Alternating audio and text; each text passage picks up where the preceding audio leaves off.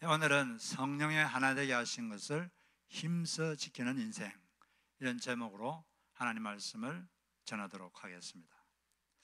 필요를 아는 게 중요합니다.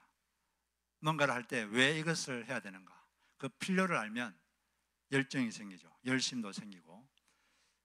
필요를 모르면 열정이 생기질 않습니다. 여러분들이 어떤 일을 하고 있는데 열정이 없고 그러면 내가 이걸 왜 해야 되는가, 왜 필요한가, 그걸 한번 깊이 생각해 보시고 한번 그 필요성을 따져보시기 바랍니다. 그러면 다시 열심히 생길 수가 있습니다. 로마서는 복음이 무엇인가, 이걸 설명합니다.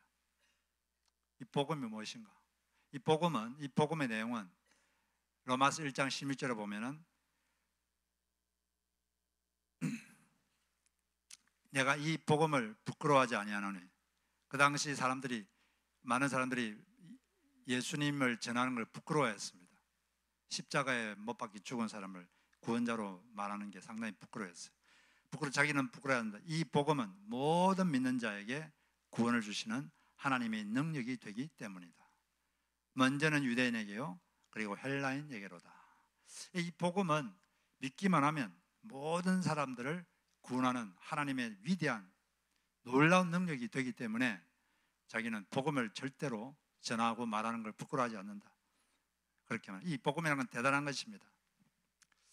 그런데 이 복음에 대한 열정이 생기려면 왜 이 복음이 필요한가, 이걸 알아야 돼요. 왜 복음이 필요한가? 우리가 왜 복음을 잘 알아야 되느냐? 그 답은 우리가 죄인이기 때문입니다. 죄인이기 때문에 구원의 방법인 이 복음을 알아야 되는 것이죠. 죄인임을 알아야지 이 복음을 필요로 하게 됩니다. 죄인임을 알아야지 또 회개할 수도 있고, 회개해야지 하나님 복음의 은혜도 깨닫고 하나님 은혜도 이렇게 체험할 수가 있습니다. 사람이 회개를 안 하면 마치 이 하늘에 먹구름이 낀 것처럼, 위에는 태양이 있는데 먹구름이 있으면 밑에 태양빛이 못 오듯이, 회개하지 않으면 하나님의 그 태양빛, 그 놀라운 은혜가 우리에게 도달을 못해요. 우리가 신경 써야 될 것은 우리가 하나님 앞에서 회개할 죄가 없는가, 잘못이 없는가, 그것을 깊이 생각하고 매일매일 샤워하듯이 그걸 생각하면서 하나님 앞에 회개하는 것이 하나님의 은혜를 받고 하나님이 우리에게 주고 싶은 은총을 받는 비결입니다. 그래서 우리가 그걸 자기는 별로 죄인인지 모르겠다 그러면 기도를 하세요. 무슨 기도를 하냐? 살아계신 하나님, 제가 죄인인 것을 깨닫게 해주십시오. 이 기도는, 이런 종류의 기도는 빨리 응답됩니다. 그러면은 여러분에게 큰 영적 은혜가 임합니다. 그래서 이 죄인임을 아는 게 중요한데, 그래서 이 복음을 설명하는 로마서 1장부터 3장은 모든 인간이 죄인이다, 그걸 증명하는 내용입니다. 유대인도 죄인이고 헬라인도 죄인이다. 왜냐하면 이렇게 구분해서 말하는 이유가, 그 당시 유대인들은 자기들은 유대인이기 때문에 저절로 구원받는다, 자기들은 죄인이 아니다, 이런 생각을 하고 있었고, 그렇기 때문에 이렇게 구별해서 계속 말하는 거예요. 유대인에게는 헬라인이나 똑같은 원리가 적용되고 다 죄인이다.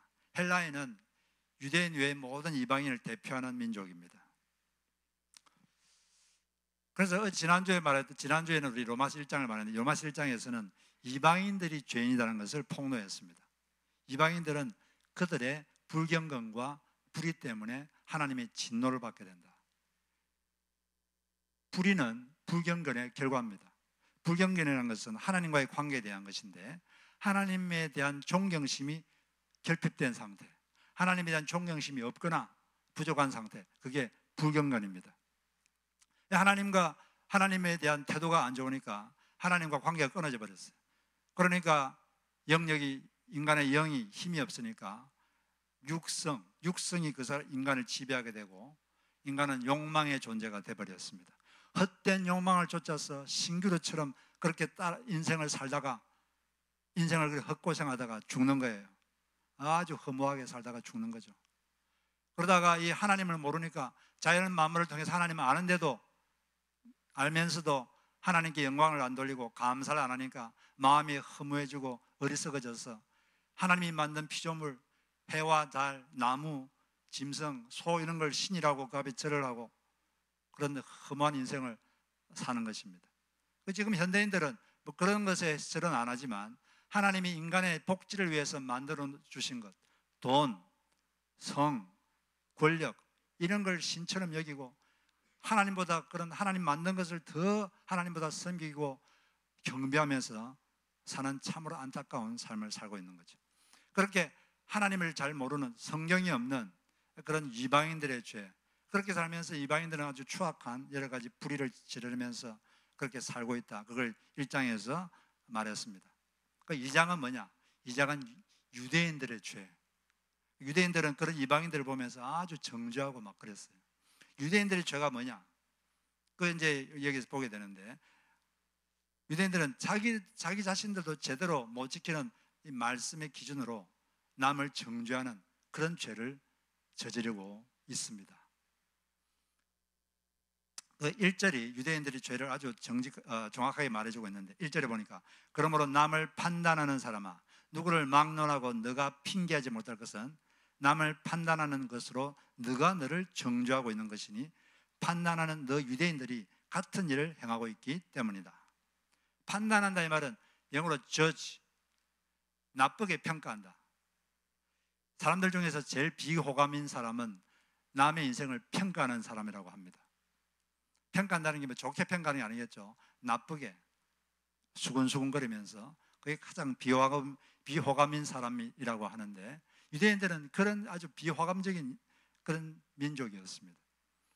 유대인들은 하나님께서 이 인류가 다 하나님을 떠나갔을 때 이 인류를 다시 구원하기 위해서 한 사람을 선택하셨습니다. 그 사람이 누굽니까? 아브라함이죠. 아브라함을 선택하셔서 아브라함과 아브라함 후손을 통해서 그들이 또 다른 인류들을 이렇게 에게 하나님을 전해서 구원하도록 그런 계획을 세웠습니다. 그래서 유대인들에게 먼저 하나님의 말씀을 주셨어요. 하나님의 법, 성경을 유대인들에게 먼저 주셨습니다. 하나님의 말씀을 주셨습니다. 그런데 유대인들은 그건 지키지는 않고 자기도 제대로 못 지키면서 그걸 가지고 열심히 지킬 생각 안 하고 그걸 가지고 이방인들을 그 말씀을 기준으로 삼아서 정죄하고 멸시하고 무시하고 그런 아주 잘못된 죄를 저질렀던 것이죠. 유대인들의 실상이 뭐냐? 그들은 말씀은 잘 알고 있었어요. 어릴 때부터 맨날 듣고 자라고 외우고 그랬으니까 잘 알고 있는데, 그러면서 자기들은 이방인들의 스승이다, 어리석고 무지한 이방인들의 길잡이고 스승이고 빛이다, 이렇게 자랑하면서 정작 자기들은 지키지도 않는 그런 모습을 뒷부분에 보면 되어 있습니다. 17절부터 제가 세 번역으로 한번 읽어보면 유대인들의 상황, 실상. 그런데 그대가 유대 사람이라고 자처한다고 하면서 그대는 율법을 의지하며 하나님을 자랑하며 율법의 가르침을 받아서 하나님의 뜻을 알고 가장 선한 일을 분간할 줄 안다고 주장합니다. 그러면서 눈먼 사람들의 길잡이요, 이방인들을 말하죠. 어둠 속에 있는 사람들의 빛이라고 생각하며 지식과 진리가 율법에 구체화된 모습으로 들어있다고 하면서 스스로 어리석은 이방인들의 스승이요 어린아이의 교사라고 확신한다고 합시다. 그렇다면 그대는 남을 가르치면서도 왜 자기 자신을 가르치지 않습니까? 도둑질을 하지 말라고 설교하면서 왜 도둑질을 합니까? 간음을 하지 말라고 하면서도 왜 간음을 합니까? 우상을 미워하면서도 왜 신전의 물건을 훔칩니까? 율법을 자랑하면서도 왜 율법을 어겨서 하나님을 욕되게 합니까? 이 사람들은 또 유대 지도자들은 남에게 막 설교도 하고 막 그랬거든요. 그런데 설교하는 지도자들이 그러니 뭐 일반 유대인들은 어떻게 했습니까? 그렇게 자기들도 제대로 살지도 못하면서 이렇게 남을 그 기준으로 삼아 정죄하는, 자기 얼굴에 침 뱉기죠. 남을 정죄하는 것으로 너 스스로를 정죄하고 있다, 이렇게 하나님은 유대인들을 말씀을 하고 있는 것입니다. 우리도 이런 오류에 빠지지 않도록 조심해야 됩니다. 사람들이, 우리 예수 믿는 사람들은 말씀을 잘 알잖아요.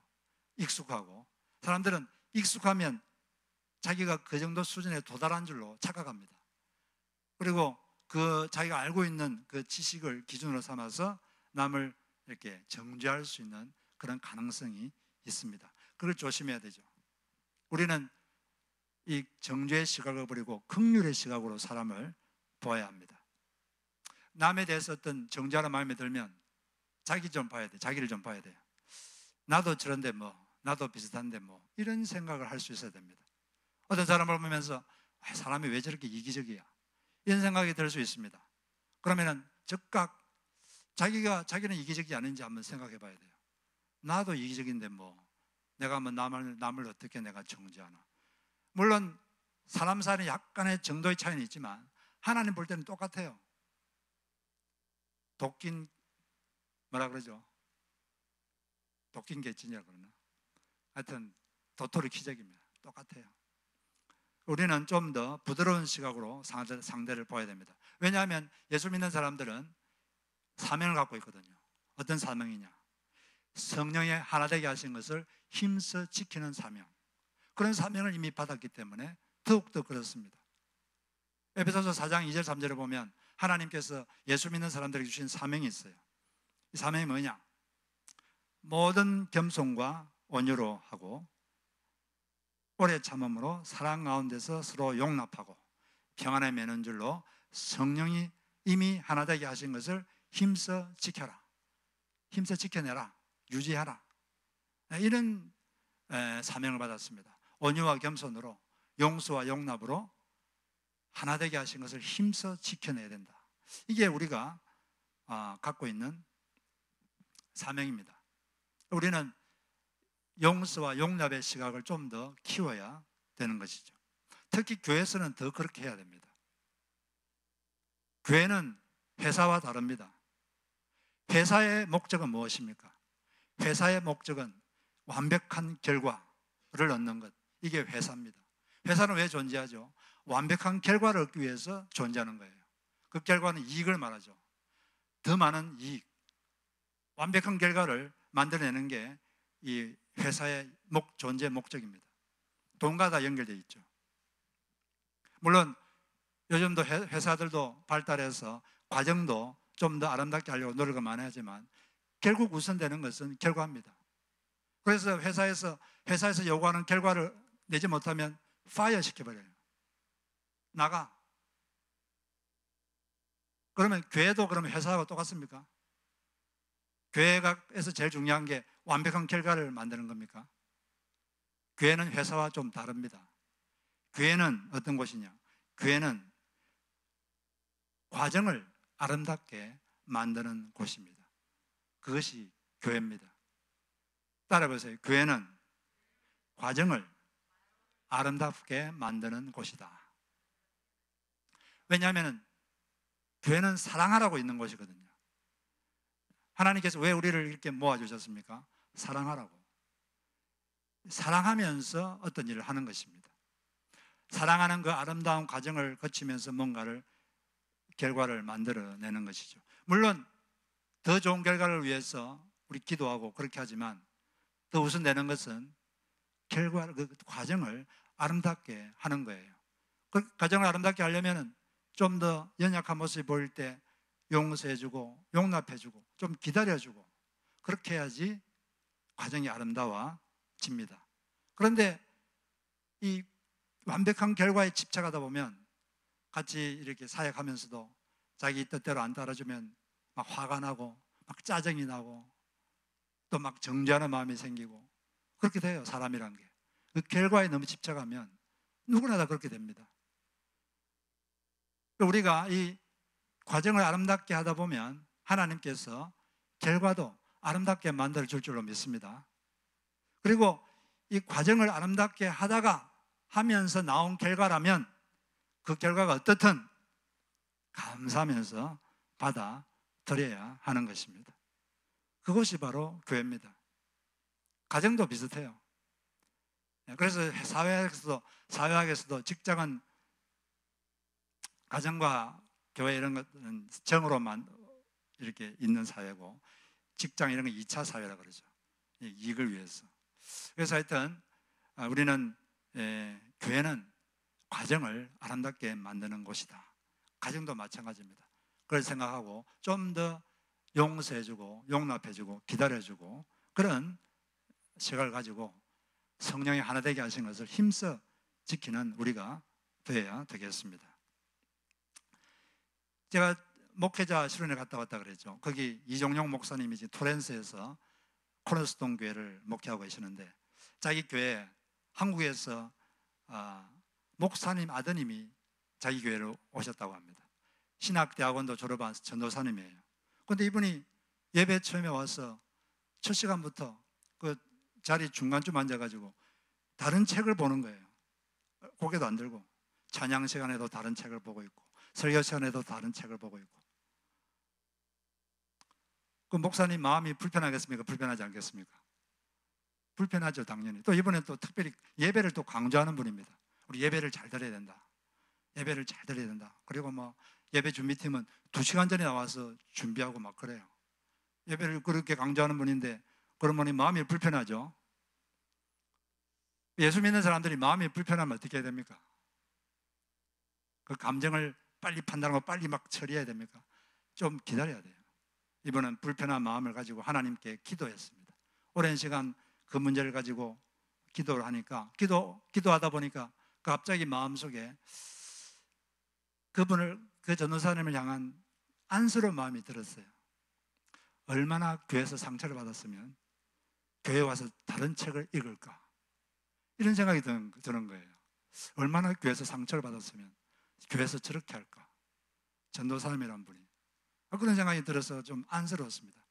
그래서 그냥 놔두는 게 좋겠다, 이렇게 판단을 하셨습니다. 그리고 그는 아주 오랜 시간 동안 예배 시간에 계속 다른 책만 봤습니다. 그런데 문제는 그를 중심으로 주변의 예배 분위기가 좀 깨진다는 게 문제였습니다. 그로 인해서 다른 사람까지 실족하게 해서는 안 되는 거죠. 그래서 이 목사님께서 안내 보신 분들에게 이렇게 부탁했습니다. 그분 주위에는 믿음이 아주 굳건한 분들만 앉도록 그렇게 좀 해주십시오. 실족하면 안 되니까. 근데 모르고 믿음이 약한 사람이 그 사람 주변에 앉으면 자리를 좀 바꾸도록 그렇게 했습니다. 근데 이런 것도 모르고 정작 본인은 그런 사실도 모른 채 계속 예배 시간에 다른 책을 펼쳐놓고 읽고 있었습니다. 그 목사님은 계속 그분을 위해서 기도했습니다. 근데 그렇게 3개월을 그렇게 예배를 드렸는데 3개월이 지난 어느 날 주일 드디어 이분이 설교 시간에 고개를 들었습니다. 고개를 들고 처음으로 설교를 듣기 시작했습니다. 그리고 6개월 지나니까 자기가 먼저 목사님을 찾아와서 죄송합니다, 사과를 했어요. 그때부터 이 사람이 아주 삶이 막 바뀌는데 현재는 그 교회에서 아주 이 목사님과 행복하게 아름답게 같이 동역하면서 사역을 하고 계십니다. 물론 그런 일이 있었을 때 어떻게 대처할 것인가, 그것을 일반화시킬 수는 없습니다. 각 교회마다 교회 상황의 특수성이 있거든요. 상황의 특수성이 있기 때문에 똑같은 방법으로 해야 된다, 그렇게 일반화시킬 수는 없지만 성령의 인도를 따라 그 상황에 맞게 다 해야 되는 거지만, 그러나 원리는 동일합니다. 그 목사님도 그분이 예배를 좀 올바른 자세로 빨리 드리기를 얼마나 원했겠습니까? 그렇지만 기다려 주었습니다. 좀 기다려 주는 거죠. 기도하면서 기다려 주었습니다. 그리고 그 연약함을 용납해 주었습니다. 그러니까 아름다운 열매도 맺히게 된 것입니다. 교회란 것은 과정을 아름답게 만드는 곳입니다. 그래서 과정을 아름답게 만들어 가다 보면 하나님께서 열매도 아름답게 책임져 주실 것입니다. 설사 과정을 아름답게 하는 과정에서 어떤 결과가 주어지든 우리는 그것을 감사하게 받아들여야 하는 것입니다. 그래서 우리는 성령이 하나 되게 하신 것을 힘써 지키라, 이런 하나님의 명령을 알기 때문에 우리가 하는 모든 과정을 아름답게 하기 위해서 정죄의 시각을 좀 버리고 좀 더 용서하고 용납하는 시각을 개발해야 됩니다. 그리고 우리의 입을 조심해야 돼요. 수근수근하는 그 말을 버리고 용서해주고 용납하고 그런 우리 모두가 되어야 될 줄로 믿습니다. 그리고 정죄하고 판단하는 대신에 성령이 하나 되게 하신 것을 힘써 지키려면 한 가지 유의할 것이, 항상 다른 사람의 좋은 점, 장점을 보려고 애를 써야 된다는 거예요. 모든 사람은 반드시 장점이 있습니다. 그 사람은 좋은 점이 있어요. 좋은 점이 없는 사람은 한 명도 없어요. 잘하는 게 있고 장점이 있습니다. 그리고 또 모든 사람은 반드시 약점이 있습니다. 예외가 없습니다. 반드시 있습니다. 그런데 뭘 더 볼 것인가? 그게 관계의 질을 결정합니다. 우리는 그 사람의 장점을 좀 더 눈을 크게 열고 봐줄 때 마음이 좀 더 따뜻해지고, 교회와 가정이, 직장이 좀 더 아름다워질 줄로 믿습니다. 그리고 부족한 것은 우리가 보완해 주는 거죠. 옆에 있는 이유가 뭡니까? 보완해 주라고 있는 거 아니겠습니까? 또 기도해 주면은 하나님께서 하나님의 스케줄대로 그 사람을 변화시켜 줄 줄로 믿습니다.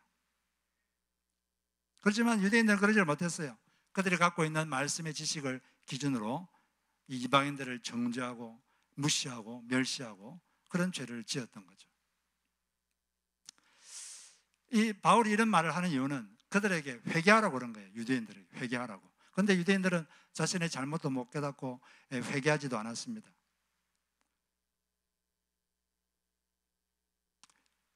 하나님이 그들을 왜 이렇게 회개를 빨리 하지 않느냐? 하나님이 오래 참아줬기 때문이죠.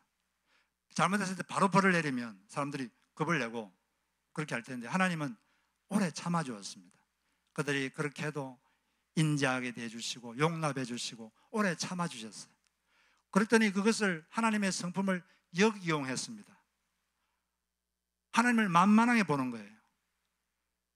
잘못하면 바로 벌을 주면 어이구 겁나 하고 할 텐데, 하나님이 오래 참아주니까 그걸 역이용해서 하나님을 만만하게 보고 하나님의 그 인자하심과 용납하심과 오래 참으시는 성품을 멸시했습니다.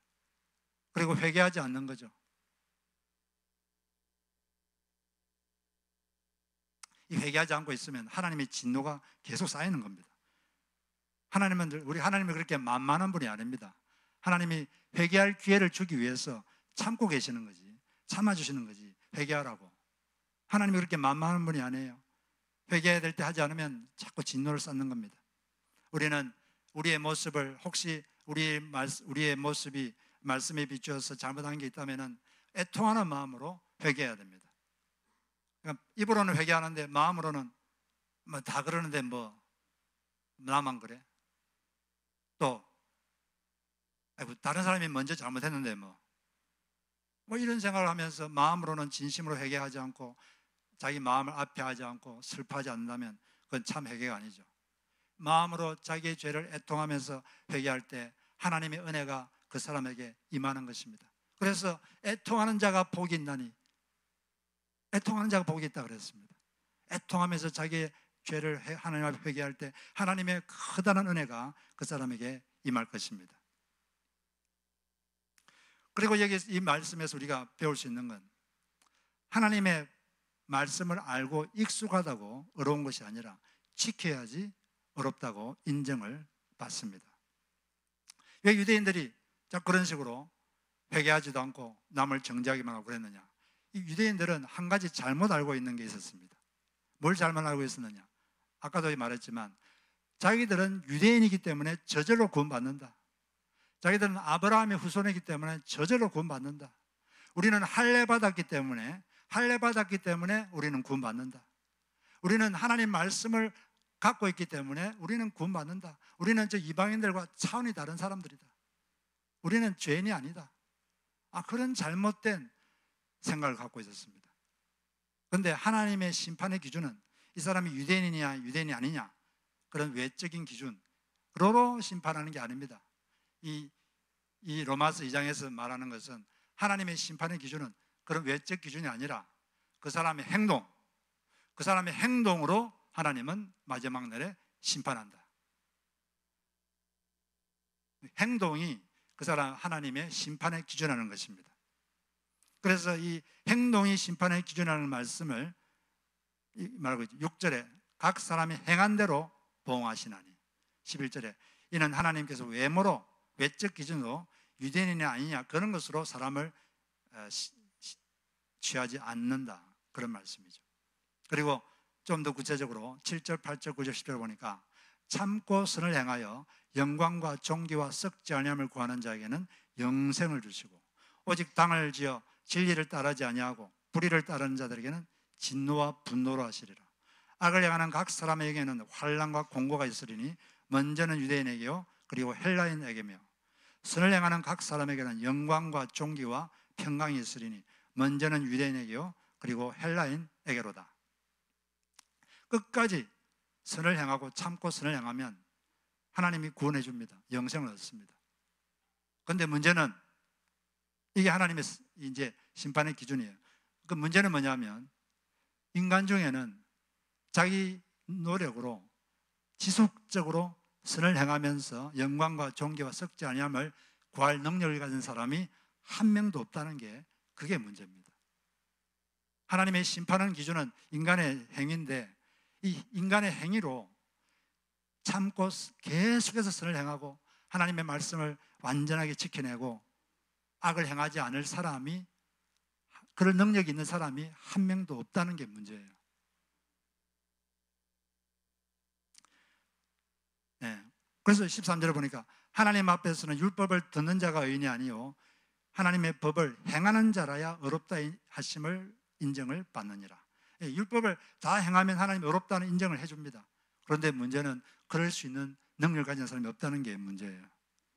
그 3장 20절에 보면, 로마서 3장 20절에 보면, 그러므로 율법의 행위로 그의 앞에 어렵다 하심을 얻을 육체가 없나니, 바로 앞에서는 율법을 행하는 자라야 어렵다 하심을 얻는다 이렇게 되어 있는데, 조금 뒤에 보니까 율법의 행위로 그의 앞에 어렵다 하심을 얻을 육체가 없다. 율법으로는 죄를 깨달을 뿐이다. 문제는 자기 능력으로 이 하나님의 율법을 지켜낼 사람이 없다는 거예요. 그러면서 지키려고 노력하다가 나에게는 하나님의 말씀을 지킬 능력이 없구나, 나에게는 하나님의 법을 지킬 능력이 없구나, 자기 자신이 죄인임을 깨닫게 되는 것이죠. 아, 나에게 나는 절망이로다. 자기 자신에서 절망하는 겁니다. 나는 하나님 말씀을 지킬 능력이 없구나, 나는 죄인이구나. 그 절망하라고 하나님 말씀이 있는 거예요. 우리가 할 수 없기 때문에, 그래서 우리에게는 외부에서의 구원자가 필요한 겁니다. 다른 방법의 구원이 필요한 거예요. 계속 완벽하게 선을 행하고 을을 행하면 그것으로 하나님께 어렵다 인정을 받고 영생을 얻을 수 있는데, 그럴 수 있는 사람이 없다는 게 문제고, 그래서 외부에서의 구원자, 다른 방법으로 구원해 줄 분, 그분이 필요한 겁니다. 구원자 메시아가 그래서 우리에게 필요한 거예요. 그분이 누굽니까? 그분이 바로 예수 그리스도, 구원자, 메시아. 우리를 구원하기 위해서, 우리를 죄에서 구원하기 위해서, 우리가 선을 행할 수 없는 우리를 구원하기 위해서 그분이 오셨습니다. 그런데 예수를 믿게 되면 하나님은 우리를 어렵다고 인정해 줍니다. 실제는 어렵지는 않은데 예수님의 의를 우리에게 전가시켜서 너는 어려운 사람이다, 너는 죄를 지은 적이 없다, 이렇게 선언을 해 주십니다. 그런데 그렇게 선언만 해주는 게 아니라, 너는 무죄다, 이렇게 선언만 해주는 게 아니라, 예수님을 믿으면, 예수를 믿을 때 예수 그리스도가 우리 마음에 들어오십니다. 실제 들어오는 건 예수님의 영, 성령님이 들어오시죠. 성령님이 들어오셔서 무슨 일을 하시느냐, 우리 속에 하나님의 말씀을 지키고자 하는 의욕을 넣어주십니다. 우리 속에 하나님 말씀을 지키고자 하는 의욕을 넣어주십니다. 그리고 하나님 말씀을 지킬 수 있는 능력을 공급해 주십니다. 그래서 우리의 삶이 변화될 수 있도록 성령께서 우리를 바꾸어 가시는 거죠. 그리고 성령, 거룩한 영이 우리 속에 들어오시면 우리 인간의 양심이 아주 예민해져요. 양심이 예민해집니다. 양심이라는 게 무엇이 옳고 그른가를 판단하게 하는 것인데, 하나님이 인간을 만들 때 그 양심의 기능을 모든 인간에게 넣어주셨습니다. 그런데 타락해서 이 양심의 기능이 좀 약해졌는데, 성령이 들어오시면 양심의 기능이 아주 예리해집니다. 그래서 자기가 잘못하면 마음에 고통이 와요. 하나님의 법을 어기면 마음이 괴롭습니다. 양심이 가책이고 괴롭고 고통스러워요. 그렇게 계속 있을 수가 없습니다. 이 예리한 또 양심으로 하나님 우리를 점점 의롭게, 우리가 하나님 말씀을 지키며 살도록 그렇게 만들어 가시는 것이죠. 그러므로 예수를 진짜 믿는 사람은 삶이 변화가 없을 수가 없습니다. 삶이 반드시 변하게 되어 있습니다. 변화된 삶은 그 사람이 구원받았다는 증거가 되는 것이죠. 자기가 예수를 믿어서 구원받았다고 믿는 사람은 자기의 변화된 삶으로 자기가 구원받았다는 것을 증명해야 되는 책임이 있습니다. 예수 믿는데 하나도 안 변했다, 그건 믿는 게 아니에요. 우리의 변화된 삶으로 자신이 구원받았다는 증거를 우리는 보여줘야 합니다. 하나님께 보여줘야 되고, 마귀에게도 보여줘야 되고, 주변 사람에게도 보여줘야 합니다. 그래서 저는 그리스도인입니다 이렇게 딱 한마디 하면은 다른 사람들이 당신은 믿을 만한 사람이다, 이렇게 돼야 돼요. 저 캐나다 토론토의 한 신문기자가 한 가지 알아보려고 자기 차가 아주 멀쩡한데 일부러 자동차 점화 플러그에 연결선을 느슨하게 했습니다. 그게 느슨하면 시동이 잘 안 걸리거든요. 시동이 잘 안 걸립니다. 그래가지고 일부러 그렇게 한 다음에 다른 거 다 멀쩡해요. 고장난 데가 한 대도 없습니다. 그래서 그래가지고 이제 정비소가 어떻게 정직하게 하는가 안 하는가 그걸 좀 한번 알아보려고 리페어샵에다가 갔습니다. 그런데 13군데를 갔는데 13군데 다 이게 문제입니다, 저게 문제입니다 하는 엄청난 수리비를 요구하는 거예요. 잘못된 것도 아닌데. 그런데 다 그렇게 하는데 마지막 한 군데 갔는데 그 메케닉 이름이 브랜턴이라는 사람인데, 이분은 딱 보더니 점화 플러그의 연결선을 조금 조아주더니 다 됐습니다, 그냥 가세요. 딱 한 사람만 그렇게 하는 거예요. 그냥 조금 조아주면 다 아무 문제가 없거든요. 근데 나머지 13사람은 다 거짓말하는 거예요. 그래서 이제 이 기자가 사실은 자기가 이게 방문한 목적을 말해주고, 자기는 기자인데 이러이러해서 일부러 내가 이렇게 했습니다, 그렇게 말한 다음에 당신은 왜 그렇게 그 메케닉한테, 정직한 메케닉한테 왜 당신은 돈 벌 수 있는 기회를 그냥 흘려버리고 왜 그렇게 하십니까? 그러니까 이 사람이 아주 짧게 한마디 했어요. I am a Christian. 저는 예수 믿는 사람입니다. 그걸로 다 답이 되는 거예요. 아무 말도 없고 그냥 그걸로 답을 하고 계속 자기 일을 했습니다. 이게 진짜 믿는 사람이에요. 예수 믿는 사람은 그 속에 성령님이 계시고 또 성령님이 들어와 있기 때문에 양심이 아주 예민해집니다.